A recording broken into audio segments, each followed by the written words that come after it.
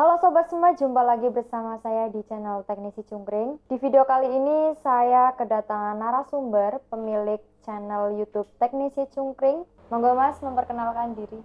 Hai, perkenalkan nama saya Rosidin. Jadi tujuan saya mengundang narasumber Teknisi Cungkring, kita akan bersama-sama mencari tahu seperti apa perjuangan belajar servis HP otodidak, masalah apa yang sering dialami dalam menangani kasus servis HP, dan kesan-kesan apa yang akan disampaikan oleh narasumber kita. Kita masuk ke pertanyaan pertama. Apa sih tujuan Anda membuat channel Teknisi Cungkring ini? Tujuannya adalah supaya orang-orang di sekitar saya, terutama pelanggan saya itu percaya bahwa saya memperbaiki HP mereka dengan sungguh-sungguh kayak gitu. Konsumen saya secara lokal gitu. Jadi mereka servis ke tempat saya kasih lihat proses penanganannya supaya mereka yakin dan percaya bahwa saya memperbaiki HP mereka dengan sungguh-sungguh. Seperti itu sih tujuan saya. Bukan karena AdSense berarti Bang?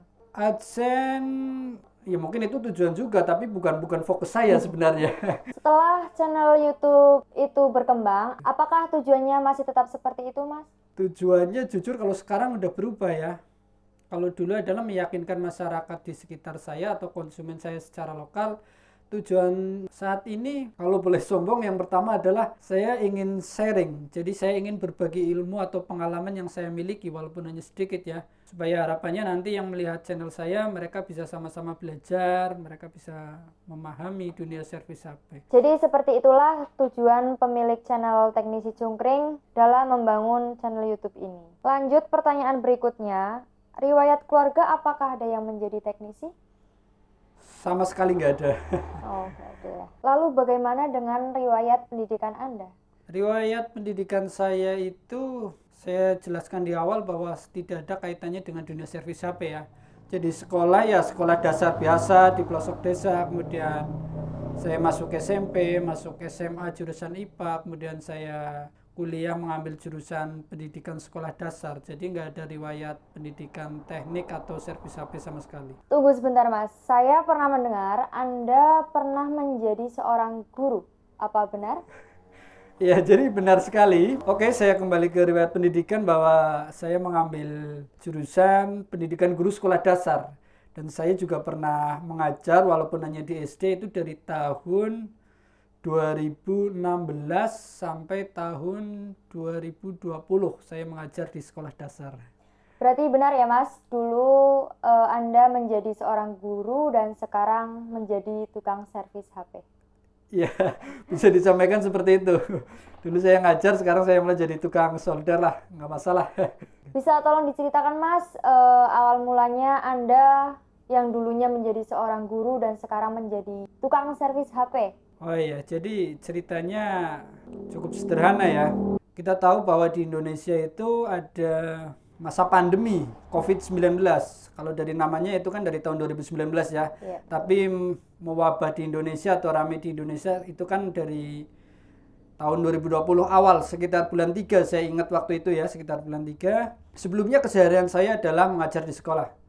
Tapi waktu ada pandemi COVID, sekolah itu diliburkan total, baik siswa maupun guru. Saya ingat waktu itu bulan 3 tahun 2023. Ketika sekolah diliburkan total, saya itu bingung. Di rumah itu mau ngapain gitu kan.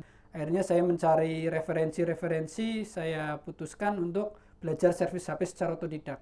Setelah saya menemukan referensi itu, di akhir bulan 3, saya mencoba mulai mengumpulkan alat-alat servis HP. Dan di bulan 4 akhir sepertinya alat servis HP saya sudah mulai ya cukup lah untuk usaha servis HP kecil-kecilan. Oke, baik. Kenapa memilih servis HP? Enggak servis helikopter gitu atau kapal gitu? Oke, kenapa milih servis HP ya? Jujur dulu saya ada 3 opsi sebenarnya. Yang pertama saya mau servis televisi, servis komputer atau servis HP. Kemudian setelah saya amati pemasaran di daerah saya itu, kalau komputer itu penggunanya masih cukup jarang. Orang-orang umum itu masih jarang menggunakan komputer kalau di daerah saya. Jadi yang menggunakan komputer itu banyak kan hanya instansi-instansi pendidikan atau kesehatan. Jadi sepertinya kalau servis komputer itu pelanggannya akan susah kalau di daerah saya. Jadi saya skip untuk servis komputer. Kemudian servis televisi juga sebenarnya menarik juga karena di daerah saya ya ada servis televisi tapi masih jarang gitu. Tapi kalau saya pikirkan lagi kalau servis televisi sekarang itu orangnya nggak begitu antusias dengan televisi. Artinya ketika televisi mereka rusak, mereka biasa-biasa aja, mereka nggak panik. Nggak langsung televisinya harus diperbaiki sekarang juga nggak. Beda dengan HP ya, ketika HP-nya rusak, mereka seolah-olah itu panik sekali.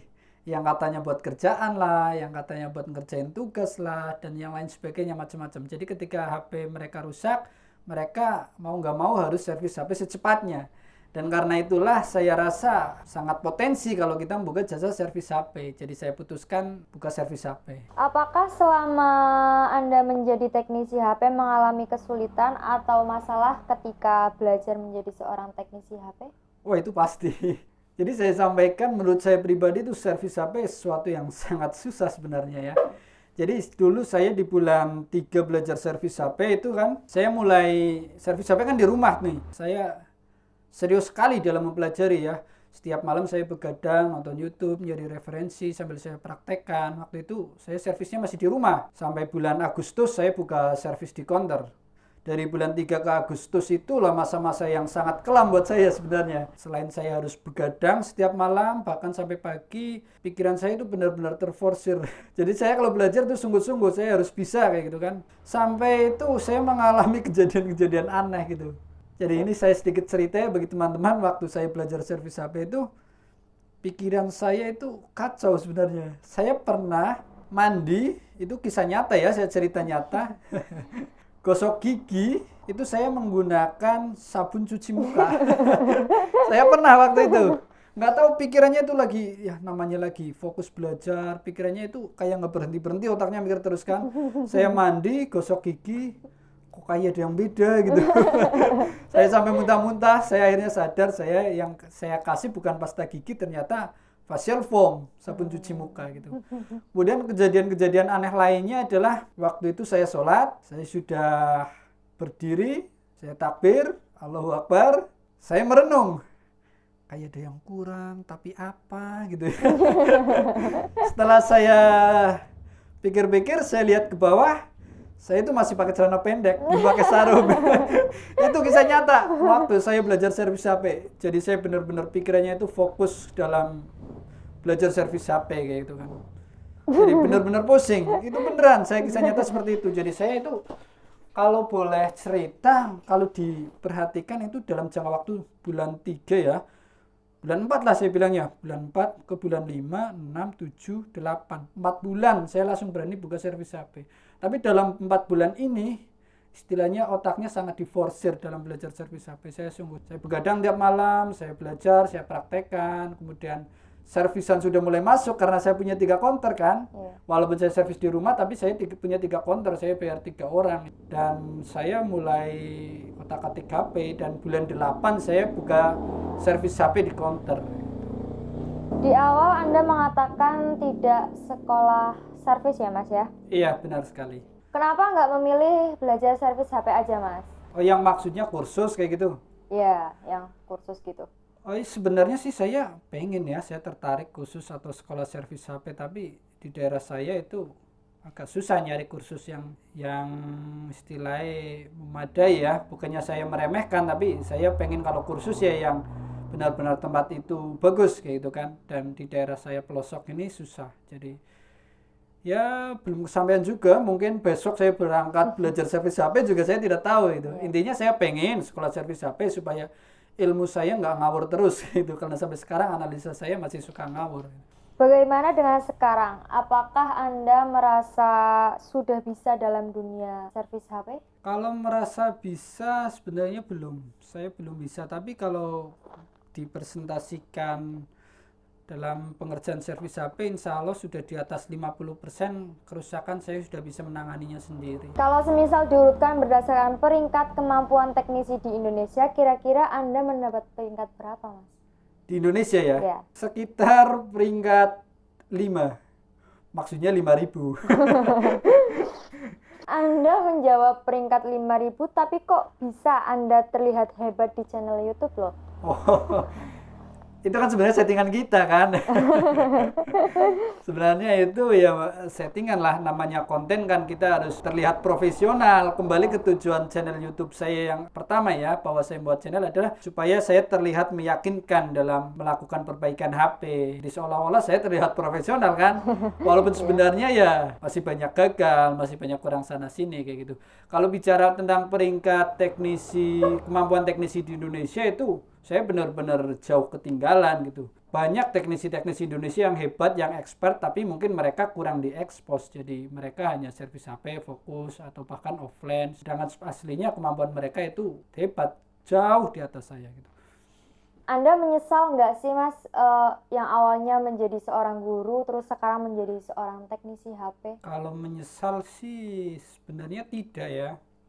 Jadi saya ingin cerita flashback lagi ya. Di awal-awal itu saya bisa berjalan 2 tugas secara bersamaan sebenarnya ya. Waktu itu saya belajar di awal-awal, saya belum langsung keluar jadi seorang guru. Jadi servisan sudah masuk, saya tetap mengajar di sekolah. Tapi waktu itu pandemi COVID-19 itu kan sekolahnya bertahap. Jadi gurunya berangkat, siswanya itu nggak berangkat. Itu kan ada masa-masa transisi seperti itu ya. Sebenarnya di awal saya enjoy aja, saya ngajar di sekolah tetap jalan, servis HP saya sore tetap jalan gitu kan. Tapi saat transisi itu gurunya berangkat, siswanya nggak berangkat. Lah, kita itu di sekolah kan mohon maaf itu ngurusi administrasi sebentar lah ya. Kita lebih banyak duduknya gitu. Karena siswa nggak ada yang berangkat kan. Saya duduk menunggu jam pulang. Sementara saya buka WhatsApp, sudah banyak yang WhatsApp. Mas, HP saya udah jadi apa belum? Mas, HP saya gimana ini? Pikiran saya udah nggak fokus nih. Yang awalnya saya ikhlas menjadi guru honorer. Dan saya servis HP saya jalani di sore hari sampai malam hari. Karena keadaan itulah saya menjadi nggak ikhlas nih. Waduh, banyak yang WA saya menanyakan servisan. Tapi saya hanya duduk menunggu waktu pulang di sini. Gitu kan. Karena hal itulah saya pikir-pikir waktunya mengundurkan diri menjadi seorang guru kayak gitu kan. Sebenarnya kalau bisa membagi waktu, saya jalani keduanya juga nggak masalah itu kan. Tapi semakin kesini saya semakin disibukkan dengan servis HP, apalagi sekarang ya dari pagi sampai sore saya full fokus servis HP. Oke, pencapaian apa yang sudah Anda peroleh setelah menjadi seorang teknisi HP? Pencapaian dalam bidang apa maksudnya yang ditanyakan ini? Finansial atau keuangan? Kalau masalah finansial atau keuangan, ya ini buat teman-teman yang masih belajar servis HP, semoga bisa menjadi motivasi ya. Kalau menurut saya pribadi, usaha servis HP itu penghasilannya lumayan ya. Jadi ya semoga tidak dijadikan sebagai sebuah kesombongan ya. Tapi kalau saya narik kesimpulan itu yang pasti saya sudah berkeluarga, penghasilan saya dari dunia servis HP insya Allah cukup lah. Untuk istri beli sayur tiap hari, untuk jajan anak itu insya Allah cukup. Jadi kalau memang mau terjun servis HP, insya Allah ya bisa untuk memenuhi kebutuhan hidup lah. Sisanya untuk beli rumah atau mobil gitu Mas? Ya rahasia lah itulah. Kita nggak bisa menyampaikan yang seperti itulah. Tapi saya masih penasaran nih Mas, berapa sih penghasilan setiap bulannya dalam menangani servis HP? Kalau untuk nominal, mohon maaf kita tidak bisa sebutkan ya, karena prinsip saya gini, nominal dan biaya servis HP itu tidak pernah saya publish. Saya bahas tentang nominal penghasilan setiap bulan ya. Kalau saya publish, mungkin ada orang yang menganggap itu adalah sebuah kesombongan. Walaupun mungkin ada yang menganggap menjadikan sebuah motivasi. Tapi bahkan mungkin ada yang menganggap, wah norak, nominal segitu aja disebutkan atau dipamerkan, kan ada yang seperti itu. Makanya di sini saya dari awal nggak pernah menyebutkan nominal penghasilan ataupun biaya servis. Tapi sebagai gambaran ya insya Allah di atas UMR setiap daerah lah, itu aja sih gampangannya. Kemudian saya ingin cerita juga, saya tidak pernah publish biaya servis HP, itu kan kalau di komen YouTube atau di apapun itu kita nggak pernah kan ya, Iya, publish betul. biaya servis HP itu sebenarnya bukan karena kita lebih mahal dari yang lain, itu bukan. Tujuan saya merahasiakan biaya servis HP adalah yang pertama itu setiap daerah memiliki biaya perbaikan masing-masing. Tidak hanya setiap daerah, tiap teknisi memiliki biaya masing-masing, sekalipun daerahnya itu sama. Jadi kita ya menutupi biaya untuk menghargai teknisi-teknisi yang lain ya. Khawatirnya ada yang komplain, wah mahal banget di sana. Ada yang komplain, wah kok murah banget sih, gratisin aja lah mas, kayak gitu kan. Kadang ada yang komplain seperti itu. Makanya saya nggak pernah publish tentang biaya servis. Jadi saya hanya menyampaikan ke konsumen langsung, kalau setuju kita lanjut perbaikan, kalau nggak setuju itu nggak kita lanjut perbaikan. Seperti itu aja sih. Oh iya, ada pertanyaan lagi Mas, kenapa sekarang jarang upload video YouTube? Kita kan servis online sudah mulai buka ya, servisan banyak yang masuk. Saya yang pertama disibukkan dengan servis online. Yang kedua yang saya tangani untuk servis online kali ini, kasusnya itu aja loh Mbak. Oh. Iya kan, paham kan? Iya. Masuk kita 1 bulan Poco X3 Pro kan contohnya kan. Iya betul. Berapa unit tuh kemarin? Kemarin 1 bulan berapa tuh, kurang lebih Ada 70 ya. 70-80 unit. Hanya untuk satu tipe Poco X3 Pro gitu kan, ada katakanlah 70 unitnya. Kerusakannya itu sama, angkat CPU, angkat RAM, angkat CPU. Saya udah buat konten angkat RAM, angkat CPU kan. Nggak mungkin saya buat konten lagi angkat RAM, angkat CPU, buat konten lagi angkat RAM, angkat CPU. Jadi itu, selain saya sibuk fokus servis HP, juga kerusakannya itu aja. Menurut saya kurang menarik dibuat konten kayak gitu kan. Oke, kalau saya perhatikan di channel YouTube Anda kebanyakan komentarnya positif. Artinya mereka setuju dengan sharing servis HP. Pertanyaan saya, ada nggak yang kesannya tidak setuju ketika Anda berbagi pengalaman di channel Anda? Yang tidak setuju saya berbagi pengalaman kayak gitu ya. Betul. Kalau saya simpulkan itu ada Mbak sebenarnya. Contohnya gini, kan ada beberapa teknisi sudah tahu kalau saya itu membuat konten YouTube ya tentang servis HP. Kadang saya nge-share di grup-grup teknisi itu ada yang komen yang pada saya menarik kesimpulan itu, Mas nggak usah dibuat konten lah Mas. Olah-olah kayak gitu ya penyampaiannya, tapi kata-katanya lain. Nggak usah dibuat konten Mas, daripada nanti banyak yang tahu malah harga servis HP jadi turun. Ada yang komentarnya seolah seperti itu. Jadi saya nge-share pengalaman tentang dunia servis HP pun ada yang komen, semoga seluruh rakyat Indonesia bisa servis HP supaya servis HP kedepannya gratis. Itu sebenarnya bukan memuji saya tahu. Jadi dia itu mengolok-olok saya kayak gitu. Dan saya tarik kesimpulan bahwa sebenarnya mereka tidak setuju ketika saya sharing servis HP. Tapi dalam sisi lain, saya akan tetap sharing ya tentang servis HP atau sedikit sekali kemampuan yang saya miliki akan tetap saya sharing. Tujuannya adalah saya ingin, ya mohon maaf ya, ini kata-kata yang halu ya, bahwa rakyat Indonesia ya setidaknya saya bisa memberikan sedikit pembelajaran supaya generasi penerus kita itu bisa lebih memahami teknologi kayak gitu kan, belajar servis HP, mereka lebih pandai ke depannya daripada kita. Jadi bangsa kita menjadi lebih maju gitu ya. Obrolan halu maaf ini ya. Tapi itu ya mimpi saya itulah seperti itu. Kemudian saya juga sharing itu kan ada etikanya Mbak. Saya nggak sembarang sharing. Contohnya gini, saya menanyakan secara langsung kepada teknisi yang saya anggap dia itu ahli. Saya tanya, Mas kuncinya supaya HP ini nggak gampang rusak, kita perbaikannya harus seperti apa? Nah, mungkin teknisi yang ahli ini menyampaikan, gunakan timah merek ini Mas, ini bagus, ini awet. Saya menanyakan langsung secara inbox atau private ya. Hal-hal yang seperti itu disampaikan kepada saya, itu tidak akan saya share ke publik Mbak. Jadi itulah yang saya masuk etika saya dalam sharing. Jadi saya nggak istilahnya ngemis ilmu kepada ahlinya, kemudian saya tidak dikasih ilmu, kemudian saya share sembarangan, nggak seperti itu. Jadi tetap ada hal-hal yang saya rasa itu nggak pantas untuk saya sharing, ya nggak saya sharing kayak gitu kan. Ketika penemunya itu mau berbagi, artinya bukan dirahasiakan, saya ikut membagikan info itu. Tetapi ketika penemunya itu merahasiakan informasi itu, saya ikut menjaga rahasia itu. Kayak gitu. Jadi saya nggak semena-mena asal sharing kayak gitu. Oke, seputar konten YouTube saya rasa udah cukup ya. Kemudian saya ingin bertanya tentang alat servis HP yang ada di sini. Alat servis HP yang ada di sini habis berapa sih Mas? Habis berapa ya? Kalau sampai ini dibilang komplit juga, ya nggak komplit banget ya.